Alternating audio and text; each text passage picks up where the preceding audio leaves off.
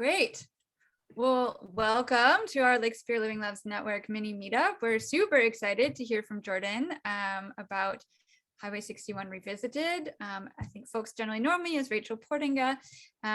The session is being recorded today, and so that will be available for viewing afterwards. And so without ado, Jordan, I will let you introduce yourself to us as you would prefer, and I'll let you take over, and I'll let you know when it's 1:40 or 12:40 your time. So go ahead. Cool. Yeah, so my name is Jordan Hagen.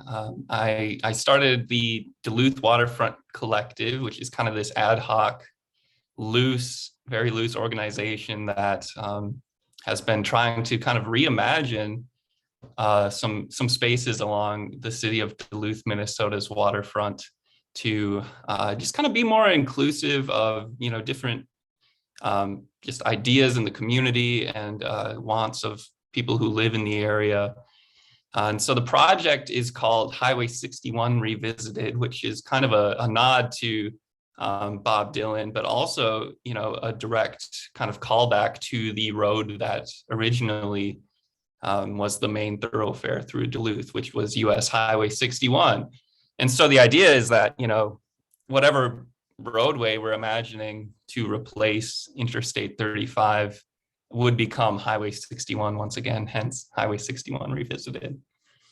So, kind of like some background. So this project kind of grew out of my thesis, which I did during school, which was landscape architecture at North Dakota State University.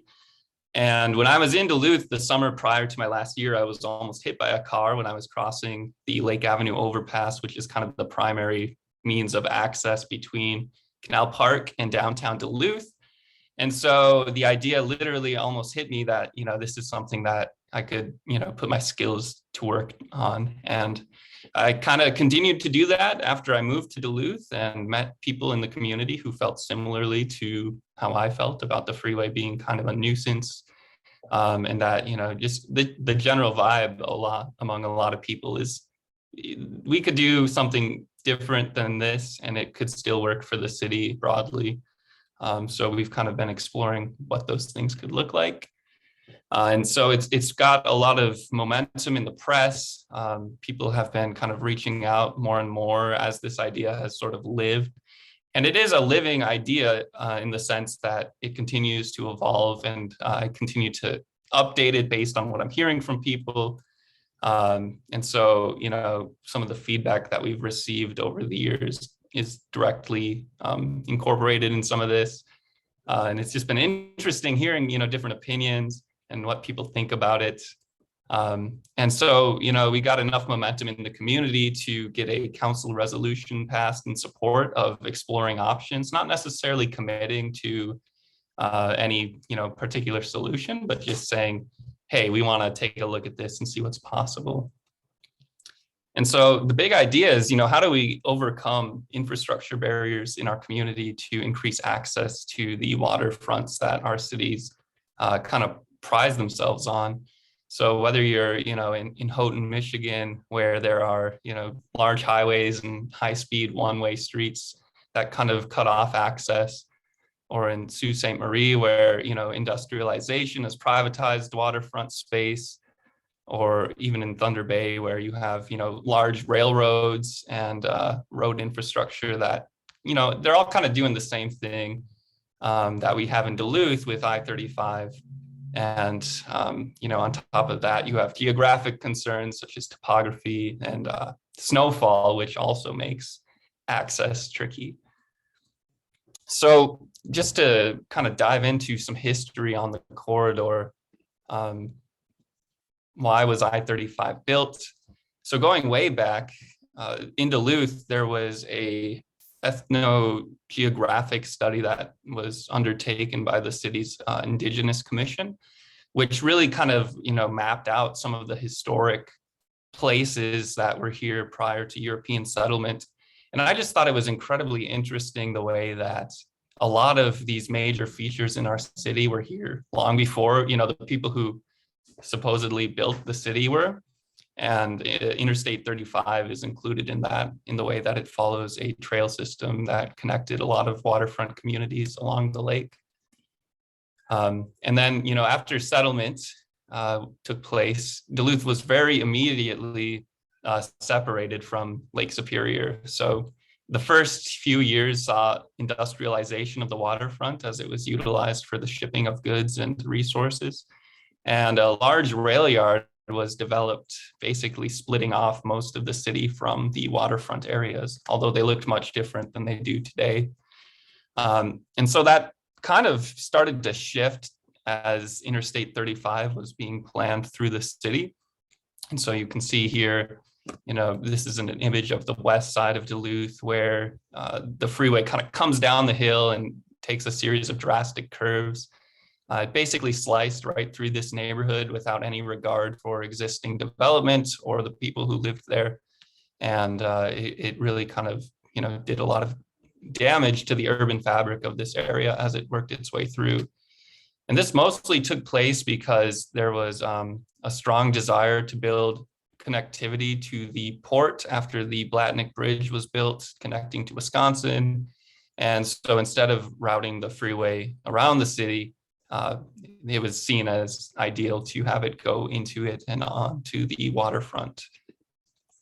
So as, planners continued to develop these ideas, different parts of the city slowly were kind of being, reorganized, sometimes straight up demolished. Neighborhoods were lost, areas that were industrial were lost. There were just a lot of different types of places that got removed to make room for the freeway.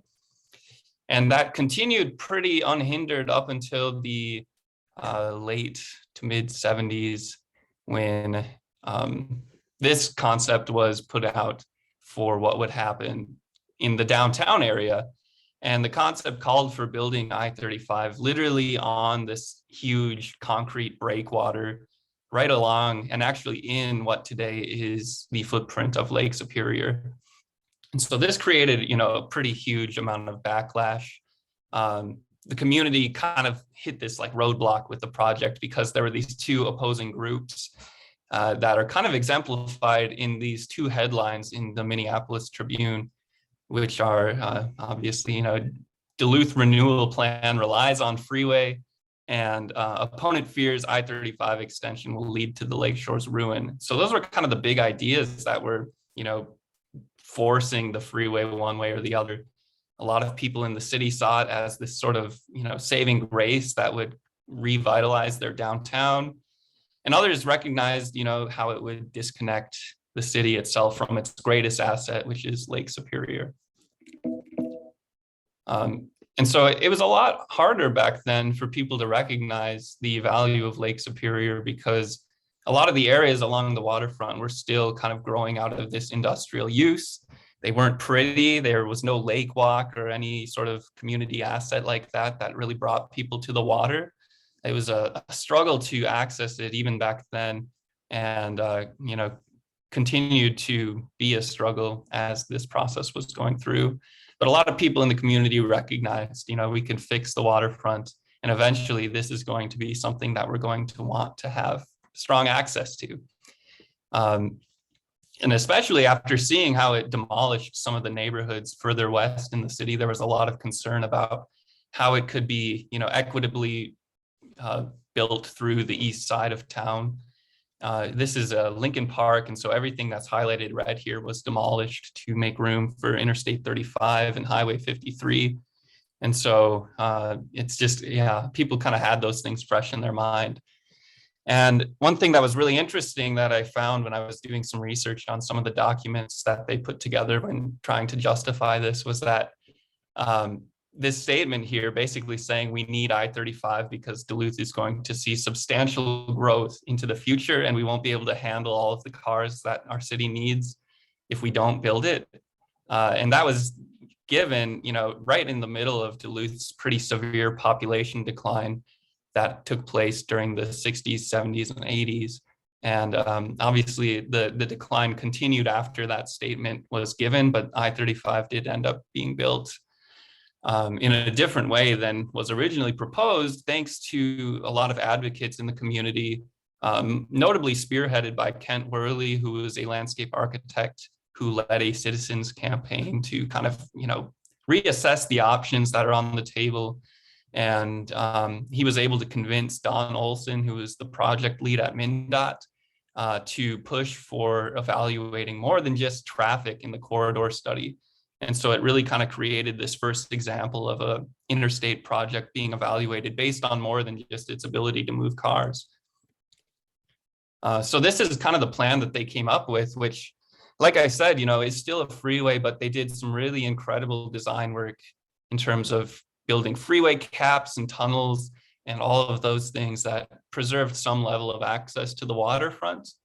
It's not exactly unhindered access, and it still kind of limits access geographically to a few choice locations. But overall, it created, a good kind of compromise solution to preserving some level of amenity while also building the freeway through the city. And so even in spite of all of this, Duluth at this time was known kind of as a place that people were trying to leave. And at one point, this billboard was put up on I-35 as it became a route of exit for a lot of people who were leaving during the population decline of these times. It's kind of a sad, humorous poke at that. And so as the freeway continued to be extended through the east side, we see, all of these areas, even though they were being, kind of preserved with tunnels and caps, they were all demolished prior to building those tunnels and caps nonetheless. And so, a lot of these areas still saw, poorer outcomes than had the freeway not been built. And so it's interesting, looking at this path, how it lines up with some of the original redlining maps. And so I think most people have an understanding of what this is, but basically investors and bankers put these maps together to kind of highlight where people could access funding and capital for investment in communities. And so areas that were redlined, which are represented by the shaded red areas on this plan, were barred from investment, typically due to the people who the investors saw living there and considered them not worthy of being invested in, which is incredibly problematic for a lot of reasons. But you see, the path of the freeway kind of went right through a lot of these areas.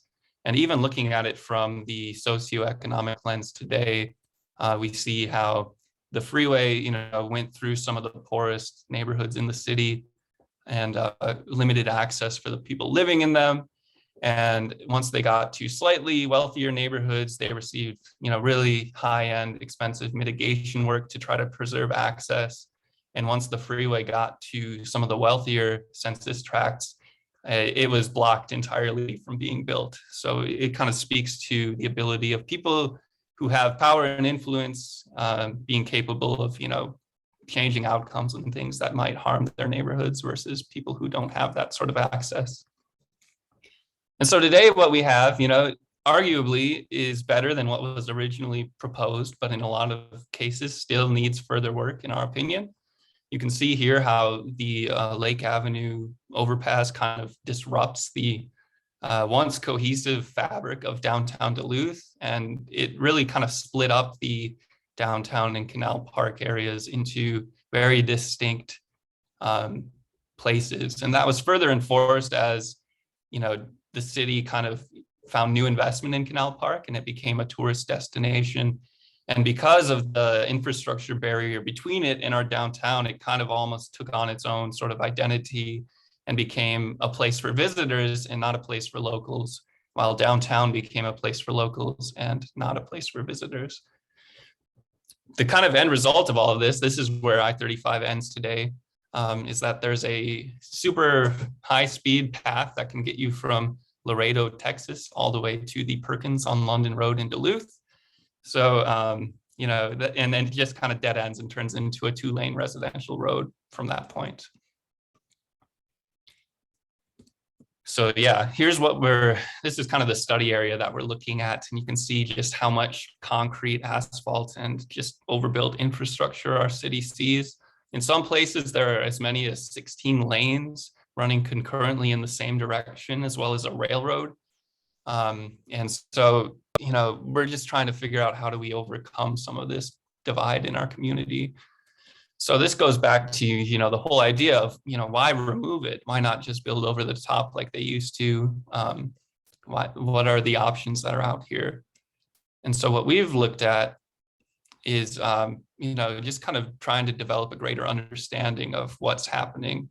So when you look at the demographics of the area surrounding I-35 in downtown Duluth, you'll see that, 1 in 3 downtown residents can't actually use the freeway because they don't own a car. And a freeway, unlike other forms of streets and roads that have sidewalks and bike lanes and other things, a freeway is 100% exclusive only to cars. And because it's called, a controlled access route, it really kind of limits where people can even get on and off those, if they're driving in cars as well, which causes other, issues in the area.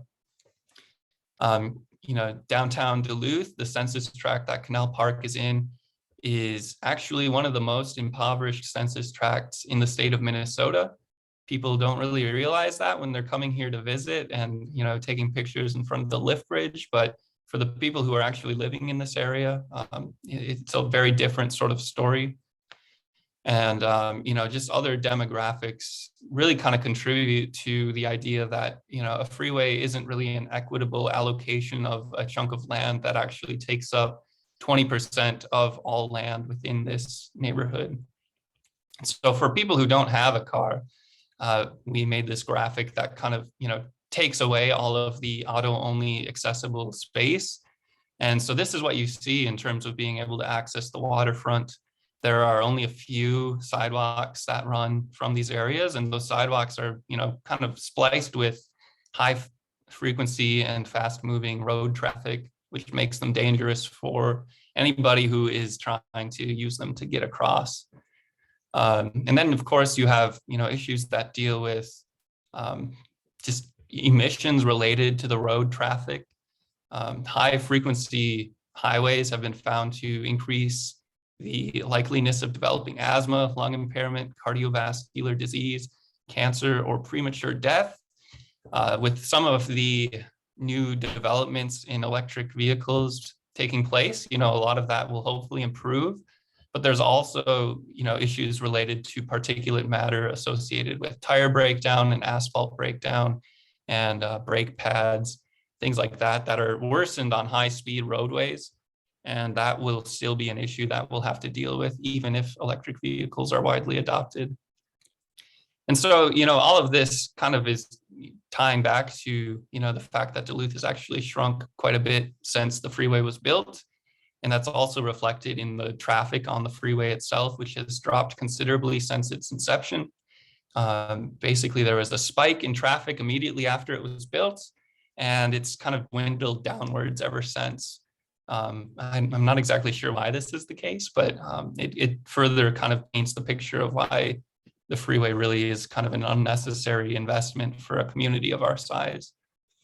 And this is kind of supported by different analyses that have been done by our local transportation planning organization, the Metropolitan Interstate Council, who found that I-35 in downtown Duluth is at less than 50% of its intended capacity. And the thing that's interesting about it is that this isn't the case for every street in the area. If you look at some of the streets where people are trying to get across the freeway, such as Lake Avenue, the capacity of that road is actually at 200%, just because all of the traffic of Canal Park, because of the way the road was built for controlled access, gets funneled onto that one street. And so it creates these bottlenecks that put people and high volumes of traffic very close, overlapping over each other into tight quarters, which is, again, where I almost was hit by a vehicle. And I am sure many people have also had that experience. So how do you fix a freeway? There are a number of places that have done it at this point. None of them have found traffic has worsened because of their decisions. And almost all of them have found very positive results that have taken place because of these things. Most of these examples that we've looked at have had much more traffic than we actually see in Duluth. So, for example, the Embarcadero Freeway in San Francisco had 100,000 daily trips, which is like 3 to 4 times as much traffic as we have in Duluth. So, there's not really a good excuse as to why this wouldn't work here versus how it's worked in some of these other places. And all of these spaces that we're going to look at right here are on the footprint of what was once an urban freeway. And now they're some of the most, beloved public spaces that are in some of these cities. And so it was actually really interesting. We put out a poll just like asking people, how would this impact your willingness to visit Duluth or move to Duluth? And there was a lot of people who actually said, they would be more interested in moving here if our downtown looked more like what we've proposed in our drawings. More people were very likely to visit.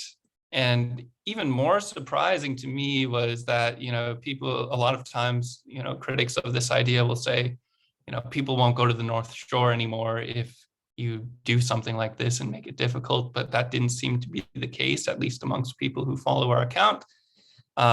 And so it's just really interesting. And, people say, going back to the original justification for the freeway, if Duluth is going to become this climate haven and it grows a lot, aren't we going to want to have that freeway? And I think, not only because of the environmental concerns that the freeway brings to the city, but if you look at, how the freeway exists today and how the city existed before, we actually had more people in our city, and there wasn't a freeway necessary at that point to handle all of the traffic we saw. So what comes next? This is kind of the vision that our group is trying to promote. So this is what we see today, and this is kind of an example of what this could look like. So our goals are, we kind of have 4 overarching goals. So the first one is to improve safety and mobility.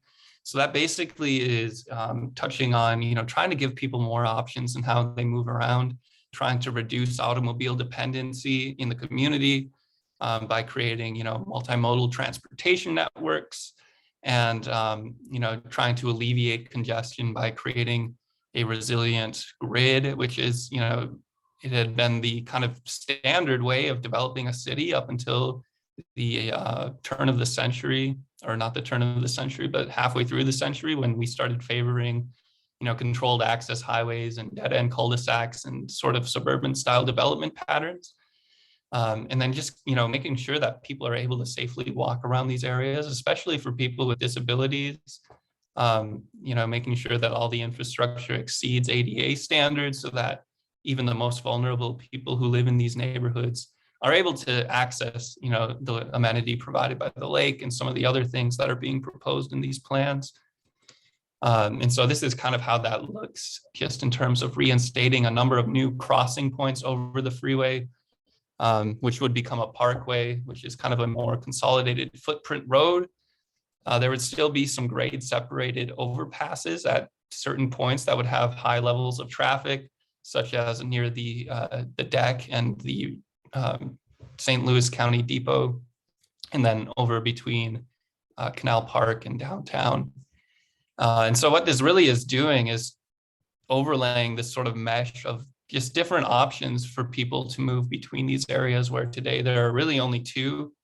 And, this is not only just for like pedestrians and bikes, but also for vehicles to, try to promote flow of traffic out of these areas during events and give people more options. If one street is backed up, they can take a different street instead of having to be, forced onto the one limited access option to get out of this area. And so just kind of looking at how some of these areas look, this would be the connection that kind of restores the previous Lake Avenue viaduct, but it would become a pedestrian only connection while road traffic would pass underneath. And then, just looking at this from an overhead, you can see just kind of how this, adds more green space, more development, and also a number of new street connections. The second goal has to do with spurring sustainable economic growth. So this kind of ties back with a few trends, notably Duluth's downtown, in spite of being near this like very high activity area, has struggled, and a number of businesses along Superior Street and further uphill have been challenged with trying to make it through a pandemic, through street reconstruction, and also just not having a good flow of that activity that our waterfront generates into the neighborhood. And so we're looking at exploring different ownership systems to keep this development rooted in addressing community needs, trying to help the city of Duluth fund neighborhood programs citywide by increasing the tax base in this area and reducing maintenance liabilities, providing space for accommodating missing neighborhood services, and creating opportunities for existing neighborhood residents to generate wealth and find affordable housing opportunities, and encouraging the spread of existing tourism activity along the waterfront into the downtown and hillside business areas. So this is just kind of a map of spaces that would be opened up by eliminating the freeway infrastructure, which I think is over 20 acres of land, which is pretty ideal, and it's in a great location on pretty flat land for Duluth. So as far as the buildability of these spots, it's actually very high. And so, this really kind of looks at how can we, develop these in ways that are kind of people focused and actually helping the community instead of just having, outside agencies come in and kind of end up being the ones profiting off of any development that takes place, which is a challenge, but definitely something we're hoping to explore further. Goal number 3 is to create new and connect existing green spaces. This goal deals with, the public realm side of things, creating amenities that are accessible to all the people who live in this area by linking together our downtown and waterfront parks, and then creating new parks and public spaces on top of it. And kind of the main reasoning for including, developable lands, in our opinion, is to help fund some of this public improvement through dedicated revenue sources that would ensure long-term maintenance and programming of these spaces. Duluth at present has a very large park system and at times can struggle to maintain and program some of the spaces it already has.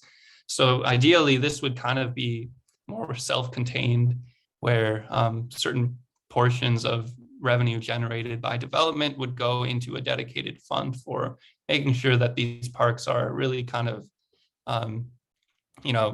operating on their own and are self-sustaining and able to be, preserved long-term. This also creates kind of a network for us to overlay green infrastructure, which I think is really important, as Duluth has seen a number of different natural disasters impact this area over the years, notably lake flooding and stormwater concerns. And so this kind of creates a band of green that would run along the foot of the hillside to capture stormwater and kind of slow it down and process it before it enters into the Lake Superior body of water. So this is just kind of an example of how that looks in a very simple graphic form. And these spaces would, kind of double as both public amenities and just, places that are actually improving the environmental resilience of the city as well. Goal number 4 is to promote a physically and culturally connected city. So this has to deal with kind of more fostering a sense of community ownership over this area by, developing this plan in tandem with others in the city, as we've been doing, but also just trying to, give people the waterfront back. Today, people kind of feel like an outsider when they go down to Canal Park from Duluth. Residents don't always enjoy visiting those places just because all of the tourist activity is very concentrated into this one small neighborhood. And so it's trying to give a sense of ownership over those spaces back to the people who live here, while also trying to, encourage tourism activity in some of the downtown business district. And then it's also just kind of dealing with the idea of removing a barrier between these areas with spaces that actually bring people together for having shared experiences and trying to build more opportunities for people to interact with one another. So this is what it looks like in the full master plan. So you can see it has this sort of landscapes parkway that runs through the center that is replacing I-35, but also incorporates a number of new roadway connections across the corridor, and incorporates, green and blue spaces into this to improve access to the water by pulling it into the city, while also, allowing people to easily access existing opportunities for accessing Lake Superior and the St. Louis Bay. And so kind of going back to the idea of, how does this all play and interconnect? I think we could be really thoughtful about how this land is managed and keeping it in a system that is predominantly, focused on people who are already here and people who are coming here. I think, the services and storefront component of this would ideally go to people who live in the area who aren't able to capitalize on the activity that it creates. And through different means, one that we've looked at here is like a community land trust, in which decisions related to this land and its management are kind of taken in by an organization that is consisting of people who are living on this land. That would be opened up. And I think that it's a really interesting idea to explore and would help curb what otherwise would probably lead to displacement of existing residents. And I don't think it's fair to be naive and say, if this just happens without any sort of oversight, that everything would be good. Because something like this, does have the potential to increase, rents for people who are living nearby and drive up property values, which, isn't something we want to encourage through this development. So I think, having a thoughtful system in place ahead of any sort of implementation of this idea would be really important for making sure that, the people who live here are benefiting from it and not being harmed by it. So this is just kind of a comparison of how, the land uses break down before and after what this idea could do for the city. So it really kind of increases green space by decreasing roadway, and again, improves opportunities for developable land that would increase the tax base for the city and hopefully help fund other services in other parts of Duluth. Yeah, so here are just some images of what this all looks like. So just for like an update of where we're at in the process, right now, MnDOT is actually looking at rebuilding this bridge that we see. It's the Fifth Avenue overpass. And so while we've heard, it's not necessarily time to replace the entire freeway, the two roads ahead are kind of, we can rebuild it as it is, which is going to be expensive, or we could do something else, which is what we're proposing. And so they're not at a point where they're able to commit to either option, but because of the way that infrastructure kind of works in this piecemeal sort of fabric, the Fifth Avenue overpass is actually currently being studied in terms of, what's going to happen, because it's going to need to be rebuilt before the rest of the freeway. And so one of the challenges is if they rebuild it as it is, which kind of makes sense because they're not doing anything to the rest of the freeway, then that kind of kicks the can down the road another 50 years in terms of when can we actually implement a sort of, big picture change. So that's a challenge that we're trying to figure out how to work with right now and come up with solutions for. But concurrently to this, there is actually an overall I-35 corridor study that is taking place that is supposed to kind of set an overall vision for what happens in these areas. And that's mostly due to a lot of pressure by people who have been, kept in the loop about these things because of us, in terms of just asking for this option to be on the table in that corridor study and for, something like this to be assessed. I don't think anyone, who supports this really thinks, this is exactly what we want to build, but it provides an example of what's possible that people can use to advocate for alternatives.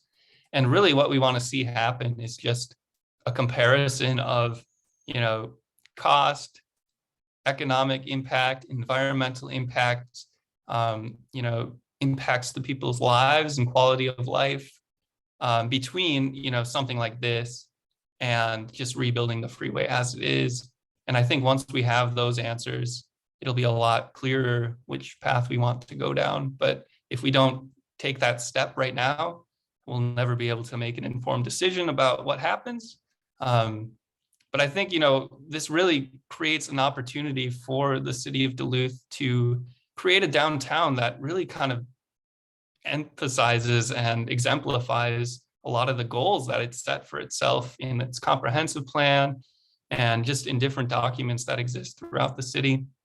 And so I think, it's just such a cool opportunity to think big about what's possible and try to foster people to, take action and make those changes happen. So that's all I got. So hopefully some people here have questions or thoughts or comments. I'll gladly, hear what people have to say. I'm curious.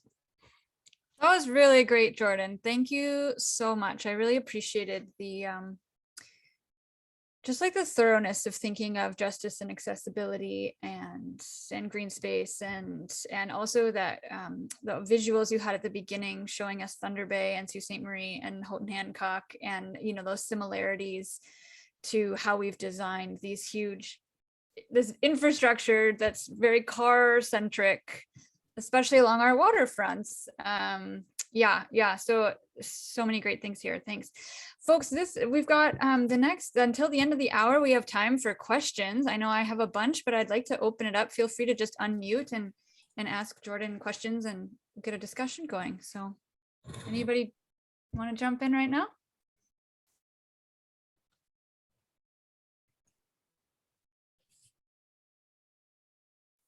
Hey, Jordan. Jordan, I just want to thank you. Like, it's nice to kind of connect almost in person here. I feel like you and I are sort of Twitter frenemies right now.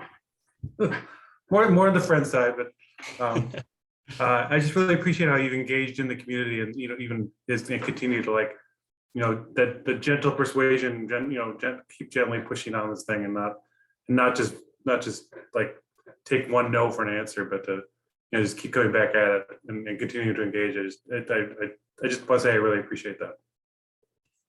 Yeah, it's been fun for sure. I mean, it's always kind of exhausting sometimes when people have so many strong opinions about this, and really it's just about getting people talking and thinking about it.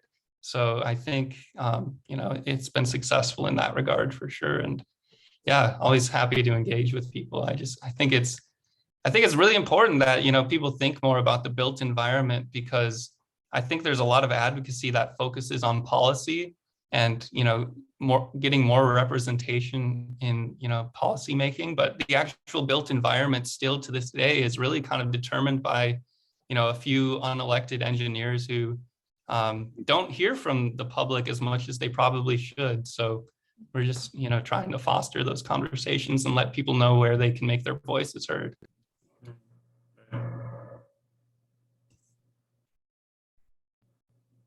I really appreciate that, Jordan, the thought about engineers working closely with the public and listening and that kind of perspective. So thank you for that.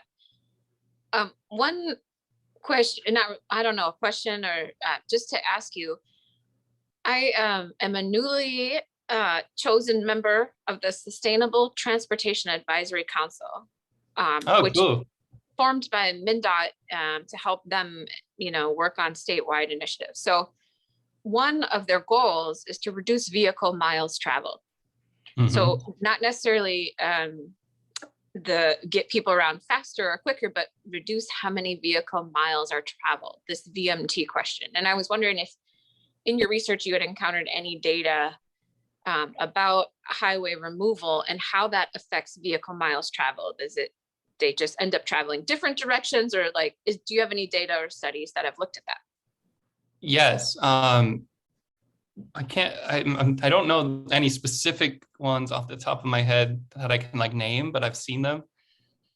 Basically, when there's this thing called induced demand, which is this whole idea that has been used to justify freeway building, which is, we just need more lanes, we need wider roads, that'll fix everything, that'll reduce congestion. And basically, it's not really true. It does that, briefly, but when you go and widen a road, more people will actually then drive on it because it's more accessible to them. And it's kind of like counterintuitive, but it's been widely studied. And so, building larger roadways leads to higher VMT rates.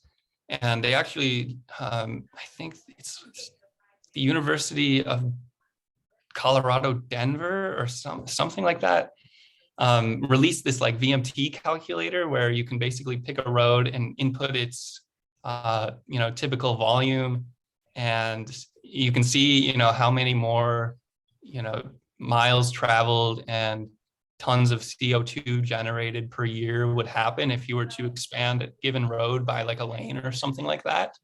And I was asking them, I was like, can you do one that like calculates that in reverse so that we can figure out what happens if we're making roads smaller? And they're like, oh, we got to work on that, but I don't have access to anything like that right now. But presumably, it would work that way in the opposite direction too. What they've found in places that have done this is typically, there are people who will continue to take the same road. There are people who will find a different way because the controlled access, kind of removing that gives people more options for how they move around a place. And then you have people who just won't drive anymore if it's not as convenient. You think about the way that, we made it so that in Duluth, people can really quickly drive all the way out to Hermantown to do their shopping. And so it's kind of like, I don't think we should be doing things to make life harder for people, but if you were to, make that drive more difficult, would people start, spending a little bit more to shop at a more local store? And would that bring back some of the more tightly knit, walkable communities that we want? Because people aren't able to drive, 30 miles very quickly to go get the things that they need. And again, I think, doing things like that usually end up making things harder for poor people who can't, afford those, that willingness to spend more. But I think, it's pretty easy to expect that doing this or projects like this would lead to, decreases in people traveling. And the other thing about it is, ideally this would be developed in tandem with driving alternatives along the I-35 corridor, whether that's bus, rapid transit, or, light rail or a streetcar, or even just, making it a little bit more, ideal for people to want to bike to work or walk to work. I think if we can, demonstrate that all of those things would happen in tandem with this, it would make a really strong sort of example of how that could work out positively. I appreciate that. Thank you. Mm-hmm. Yeah, just from personal experience, I lived, I was looking at the map, I think within that 0.2 miles of the highway at one point, and then just further up the hill. So yeah, it's just very, when I was in that 0.2 miles, I could run down to the lake walk, like the Rose Garden, and get around in there. Okay. And then you go up a little bit further, and then I worked in Superior. So trying to get over to the highway and then around, and it was a 15-minute drive to work or a 45-minute bus ride. And so obviously, if I have the choice, I'm going to drive. But if I could somehow walk, if that bus ride could get closer to 20 or 30 minutes, I don't expect it to be exactly the same as a personal vehicle. But if I can really cut that down, if those buses become more frequent, and I know that involves the DTA, and I know they're not part of the city specifically, but yeah. Yeah, I think that's, one thing. It's kind of like this philosophical debate that happens in like kind of urban, spaces, is like, I don't think that we should focus on making driving considerably harder. I think we should focus on, making the alternatives a lot more appealing and competitive with, existing options. Like you're saying, if it was comparable to take the bus to get you where you needed to go, then yeah, like most people would probably do that. But I know for me, you know, sometimes it's just like, it's going to take an hour longer if I take the bus to go somewhere and I could just drive. So, you know, that's coming from a privileged position where I have that opportunity, but like some people depend on the bus and that's all they've got. And so like they have to deal with that every day. And so, you know, we throw so much money at building stuff for, you know, personal automobiles and such a comparatively small amount for transit. And it's just disappointing that that's the case. But I think, you know, if we could address that sort of discrepancy, that would make, you know, huge waves in a positive direction. I do have a question about what happens at the ends of this mile redesign. So I know just from, you know, living in Duluth, you know, if you in the summertime, I just avoid London Road like it's the plague. If I'm going north, right, I'll take Superior Street because everyone from 35 gets dumped onto London Road, and it's, you know, and then you just slow down and it's bumper to bumper through the rest of the town. So I could just see people knowing that that's real and then saying, oh, great, now that's what it's going to be through this whole redesign, because everyone coming up in the summer months, especially on a Friday, you know, is going to now be. So I guess I'm curious what your response would be to like that type of concern. And then on the other end, or I guess that is the other end, right? Like you've got does 35 still end just like a mile further south? And is that just, we're just shifting the end of technically 35 down a little bit, and then it turns into 61 that moves through? I guess I'm just curious, like how the ends and that transition period, what you would say about that. Yeah, it is. That's a great question. And it's a concern that a lot of people bring up. People, you know, I think that the general idea would be that 35 would end in designation either at Highway 530 or Interstate 535 and 53 at the interchange that they're currently rebuilding, or at the point where I-35 and Mesaba Avenue currently interchange with each other. Okay. From that point, it becomes Highway 61. And so on the opposite side of the concept, where the tunnels exist, that would essentially stay the same. I do think that there's opportunity to do some similar level of work on the opposite side of the tunnels, like further east of the Rose Garden, because that area is also pretty separated. But that's not something we've explored.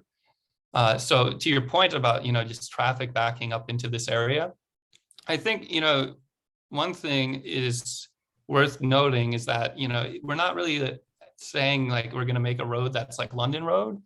It would still be, you know, a highway in designation, and it'd be a fairly high volume road that would be designed to handle the traffic volumes that we actually see. The thing that we're saying is that I-35 is a road that is designed to handle traffic expectations that never materialized. So that whole idea of, you know, it's only, or it's not even utilized to 50% of its built capacity, you know, presumably means that a road that is, you know, capable of, you know, handling that capacity could be quite a bit smaller.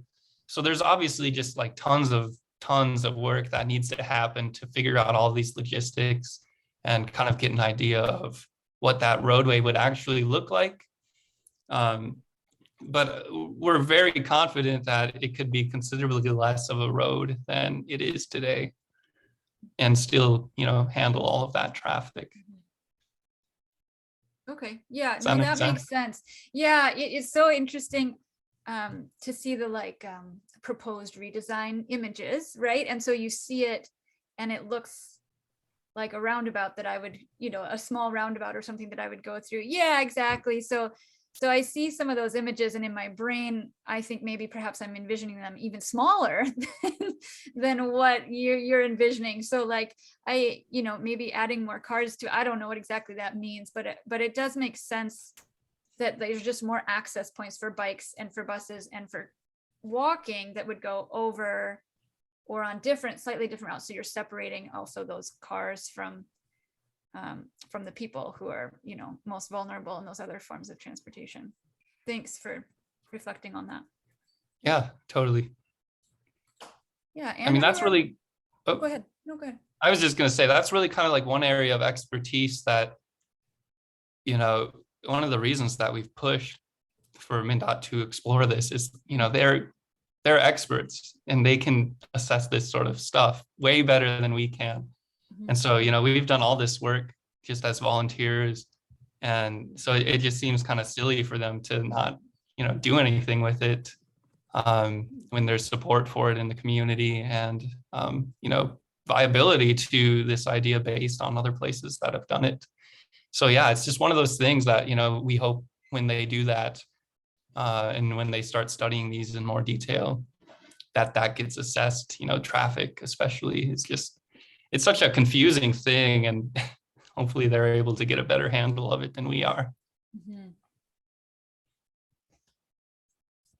Marnie, if you wanted, I wanted to give you the opportunity to ask a question if you'd like, but you don't have to. Or Mindy.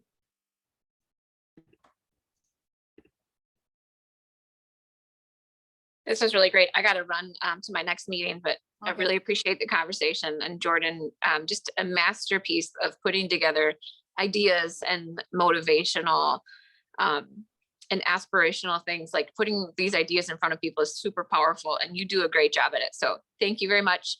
And I appreciate the time. Thank you. Thank you. Thanks, Mindy.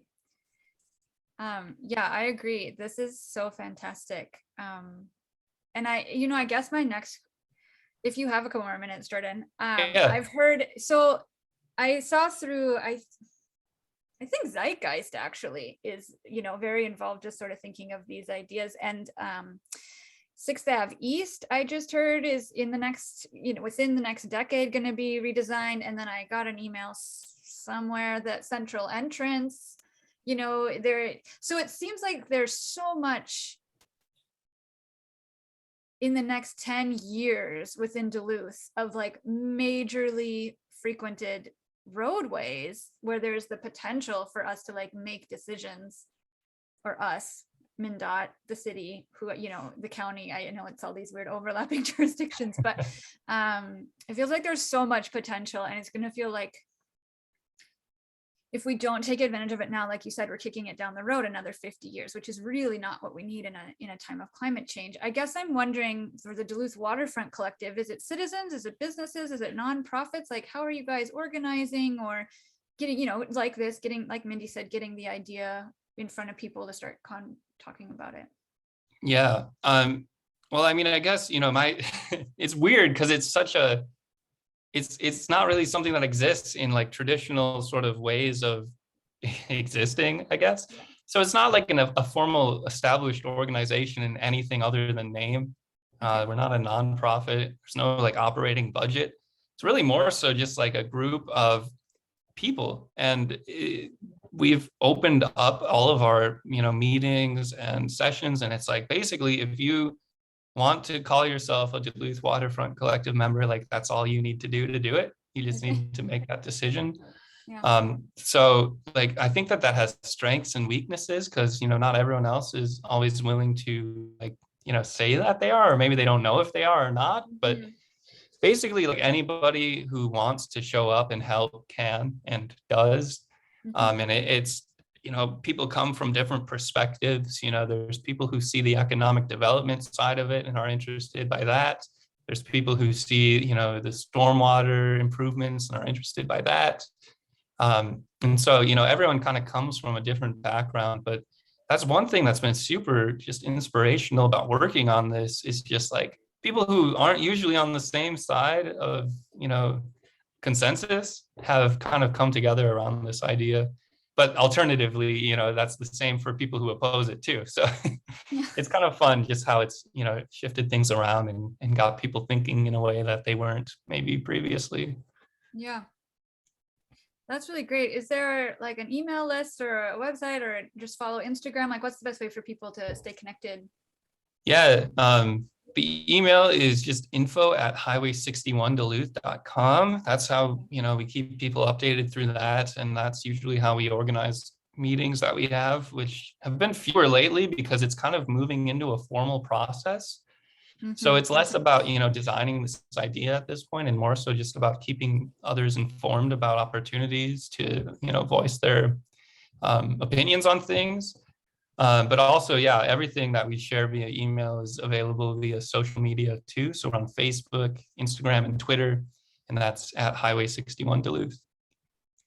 Okay, and the email is, I'll just put it in the post about info@highway61duluth.com. .com, yeah. And that's our website too. Great. So, yeah. Okay, perfect. Well, thanks so much. I'm going to stop the recording now.